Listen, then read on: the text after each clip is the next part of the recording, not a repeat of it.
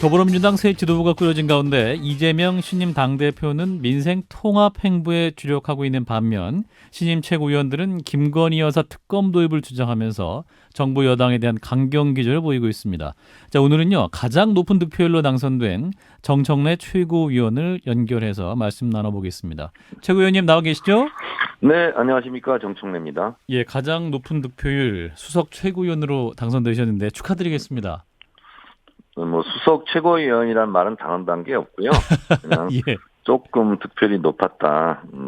그겁니다. 네, 겸손하게 일하겠습니다. 예. 자, 최고위원 첫 회의에서 최고의 회의에서 이렇게 말씀하셨습니다. 내부 네. 총질 중지, 총구는 밖으로. 네. 이재명 당대표를 중심으로 똘똘 뭉쳐라라는 말씀하셨는데 네. 이 사실상 이 내부 비판하지 말라는 뜻 아니냐 이런 말도 나옵니다. 어떤 의미였을까요? 그렇다기보다는요. 당원들의 마음 당심과 국회의원들의 마음 의심이 너무 거리가 멉니다. 제가 전국을 돌아서 당원들 목소리를 많이 들었는데 예. 당원들의 요구는 그겁니다. 윤석열 정권과 싸워야지 왜 이재명과 싸우느냐.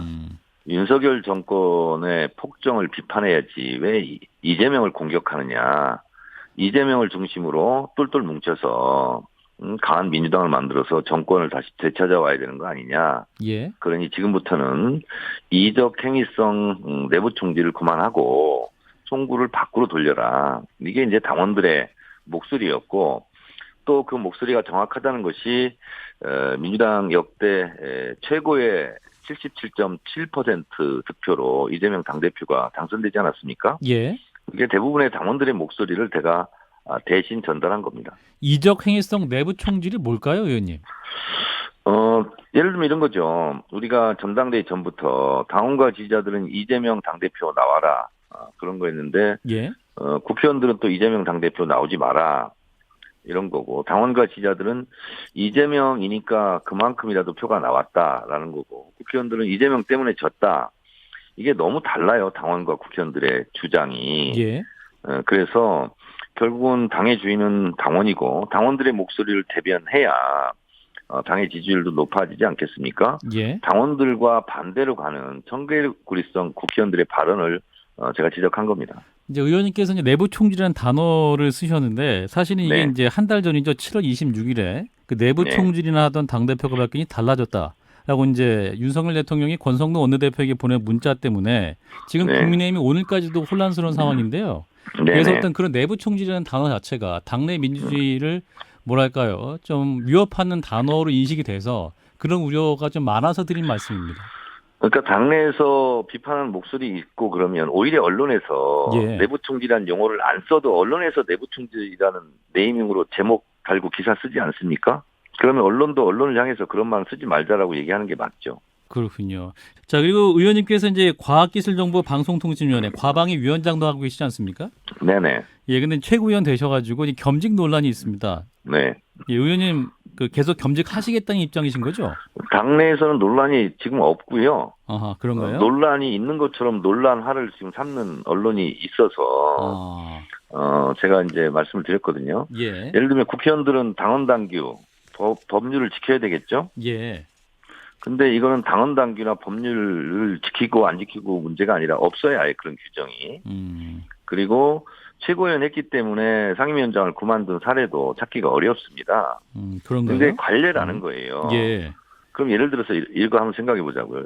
예전에는 정치권의 관례가 대선이라든가 이런 큰 선거가 끝나면 예. 선거 과정 속에 있었던 고발 고소는 다 취하하는 것이 관례였거든요. 맞습니다. 네. 근데 그 지금 관례가 깨졌습니까? 안 깨졌습니까? 관례가 깨졌잖아요. 대선 서로 이후에도 고소고발한 그러한 것이 소송이 진행되고 있다. 지금도 고소고발전이 계속 유지되고 뭐 이재명 당대표 같은 경우도 백현동 관련해서 허위사실이 저는 아니라고 보는데 그걸 가지고 또 기소와 의견 송치하고 이러지 않습니까? 예. 그 관례는 그러면 왜 깨졌는데 아무도 얘기 안 하죠?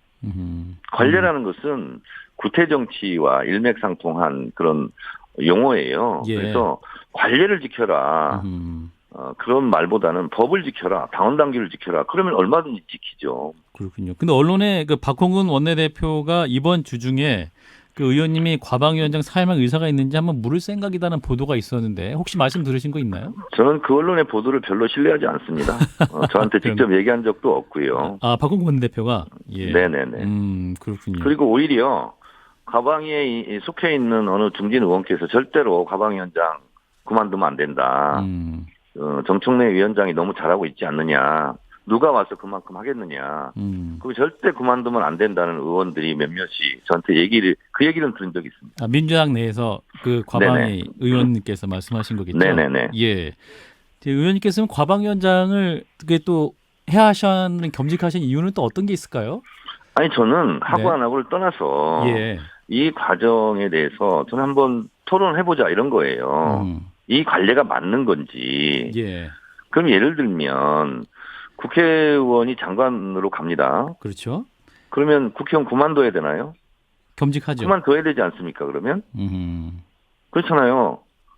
국회의원은 어느 정당 소속이지 않습니까? 예. 근데 예를 들어서 어느 장관을 갔어요. 그러면 정치적 중립을 요구하는 공무원의 규칙이 있지 않습니까? 예. 근데 어느 정당 소속인데 지킵니까? 그리고 그거 가지고 국회 또 논란을 많이 하지 않습니까? 오히려 예. 장관으로 가면 국회의원직을 그만둬야 되는 거 아닌가요? 그렇군요. 그건 또 왜 아무 문제 제기를 하지 않죠? 저는 그래서 이런 부분에 대해서 예. 이번 기회에 한번 어느 것이 옳은지 한번 의견을 한번 들어보자 이런 취지도 있고 예. 당연히 또 선출직은 선출해 주신 유권자들의 뜻을 물어야 되는 거고요. 예. 그리고 국민 절대 다수가 이게 옳다, 저게 옳다. 그러면 저는 그 국민의 뜻을 따를 생각입니다. 알겠습니다. 일단은 과방위원장 겸직에는 변함없는 의사를 갖고 계시다. 이렇게 정리를 그러니까 하겠습니다. 불법이 아니지 않습니까? 예, 알겠습니다. 네. 자, 그리고 이재명 대표께서 이제 윤석열 대통령에게 영수회담 제안하셨죠? 네네. 예, 근데 이제 대통령실에서는 당이 안정되면 가까운 시일 내에 여야 당 대표님들과 좋은 자리를 만들어 모시겠다라고 이제 전해지는데 이게 이제 단독이 아니라 여야 대표회담 같다는 의미로 해석되고 있는데 의원님께서 어떻게 듣고 계십니까? 윤석열 대통령이 대통령 처음 해보셔서 예. 잘 모르는 것 같은데요. 당내 사정은 당내 사정이고 국가 현안은 국가 현안이고 그렇습니다. 지금 경제도 어렵고 고물가 시대, 고환율 시대, 고금리 시대인데 제일 먼저 만나서 머리를 맞대야 되는 게 야당 대표 아니겠습니까? 예. 그러면 국민의힘이 계속 이렇게 질이 멸렬하고 내부 분열 상태면 국가 사무를 안 보겠다는 얘기입니까? 저는 그래서 그것은 대단히 부적절한 유체 이탈 화법이다 이렇게 생각해요. 그럴수록 국민의힘은 그러면 그 집안 좀 잘 꾸리라고 하고 먼저 그럼 우선 야당 대표부터 만나서 예. 얘기하는 것도 좋지 않겠어요? 저는 그래서 전화 통화까지 한 것은 좋았는데 예. 국민의힘 집안 사정이 안정되게 만나자는 것은 그러면 국민의힘이 계속 이렇게 질이 멸렬하면 앞으로 안 만나겠다는 거 아니겠습니까? 그래서 사실상 거절한 게 아닌가. 사실상 거절이다. 전화까지는 좋았는데 예. 아쉬움이 남습니다. 그렇군요. 또 일각에서는 대선 앙금이 좀 남아 있어서 이제 두 분이 나란히 앉은 모습 연출하는 것 자체가 또 이재명 대표에게 방탄복을 입히는 결과도 될 수 있다. 1대1은 피하지 않겠느냐는 전망도 있는데 의원님도 같은 생각이신가요? 오히려 대통령께서 야당 대표 만나서 대선 때 같이 공통의 공약도 있지 않습니까? 그렇죠. 그거는 그러면 이재명 대선 후보, 윤석열 대선 후보가 공통을 했던 거 그리고 제일 빨리 해야 될 거 예. 이런 것을 같이 공동으로 한번 추진하자. 이러면 대통령 지지율이 더 올라가지 않겠습니까? 예.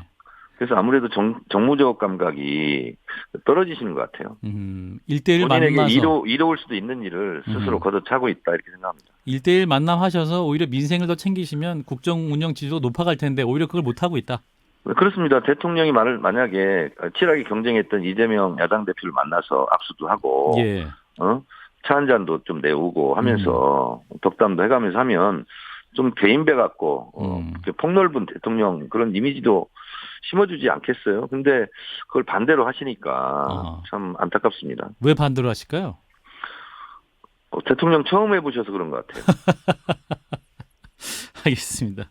네. 자, 이제 이재명 대표님이 그 민생을 강조하고 계시는데 최고위원님들이 네. 이제 정권에 대한 공세를 펼치시는 것 같아요. 이제 김건희 여사에 대한 특검 추진이랄지 또 이상민 행안부 장관, 한동훈 법무장관에 대한 탄핵 얘기도 나오는데 최고위원님 어떤 판단하고 계세요? 야당의 역할은 음.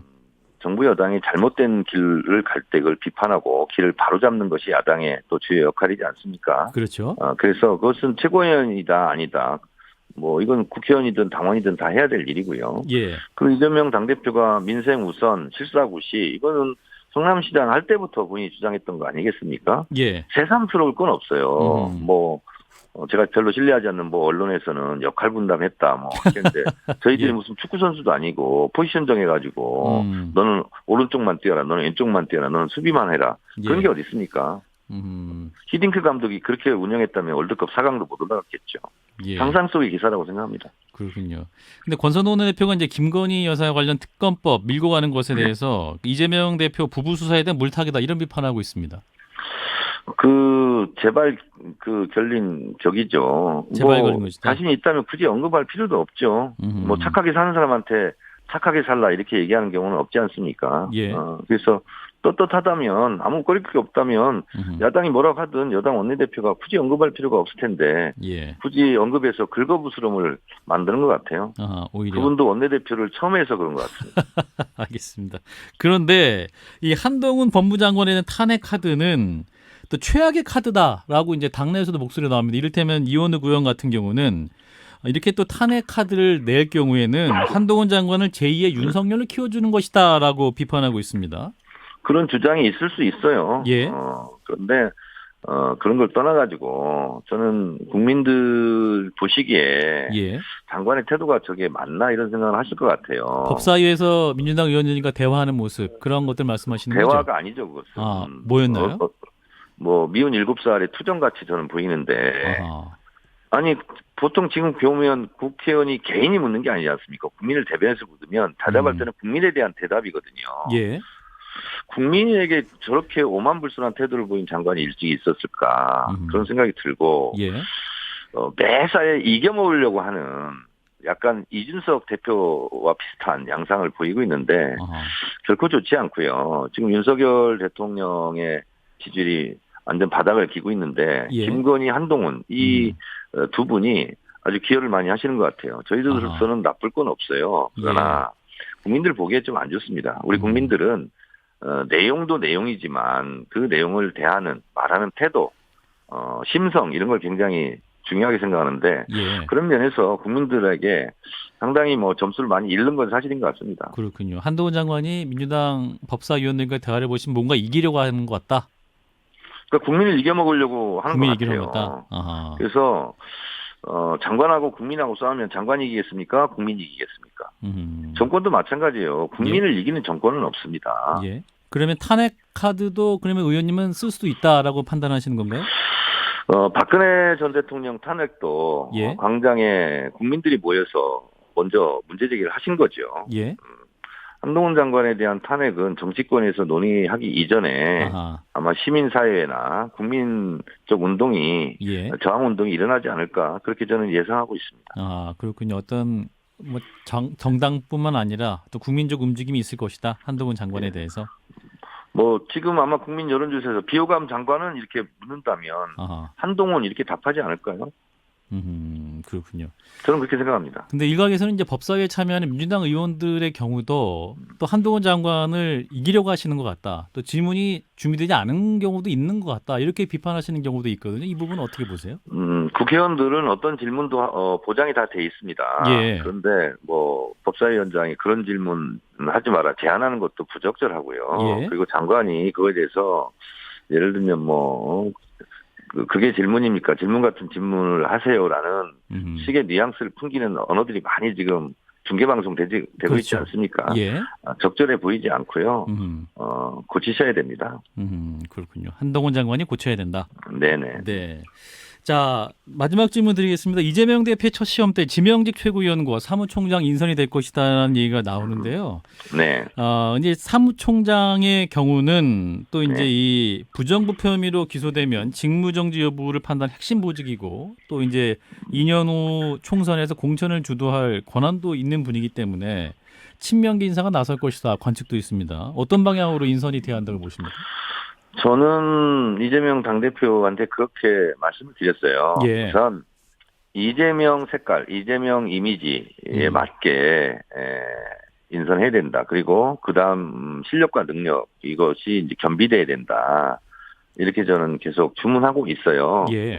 그래서 최고위원들하고도 충분히 협의를 잘 하고 있고 그리고 사무총장도 조만간에 인선이 발표될 것으로 저는 알고 있습니다. 이재명 이미지에 맞고 실력과 인성 있는 분은 누굴까요, 의원님?